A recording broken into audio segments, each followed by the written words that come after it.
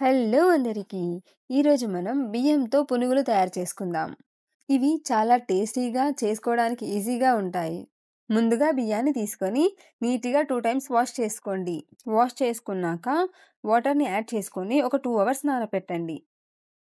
2 hours నానపెట్టిన వీటిని water మొత్తం తీసేసి మిక్సీ జార్‌లోకి వేసుకోండి.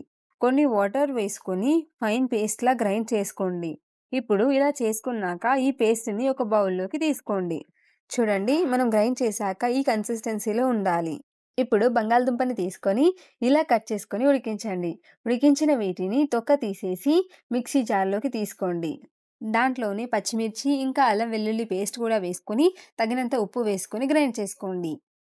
ఇలా పేస్ట్ చేసుకున్నాక ఇందాక గ్రైండ్ చేసి పెట్టుకున్న రైస్ పేస్ట్‌లోకి ఇది యాడ్ చేసుకోండి.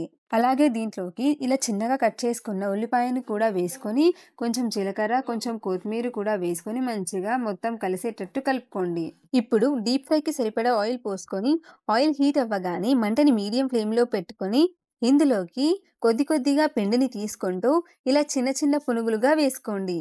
అన్నీ వేసుకున్న తర్వాత మీడియం ఫ్లేమ్‌లోనే వేయించుకుంటూ గోల్డెన్ కలర్ వచ్చేదాకా గరిటెతో తిప్పుకుంటూ ఈవెన్‌గా ఇలా ఫ్రై చేసుకోండి. ఇలా ఫ్రై చేసుకున్నాక పునుగులని ఒక ప్లేట్‌లోకి తీసుకోండి. సేమ్ అన్నీ అలానే చేసుకొని స్టవ్ ఆఫ్ చేసేయండి. అంతే, టేస్టీ టేస్టీ పునుగులు రెడీ అయిపోతాయి. ఈ పునుగులు టొమాటో చట్నీతో తింటే ఇంకా బావుంటాయి. ఒకసారి ట్రై చేయండి. అలాగే మరిన్ని సింపుల్ అండ్ టేస్టీ వంటల కోసం మన ఛానల్‌ని సబ్స్క్రైబ్ చేసుకోండి.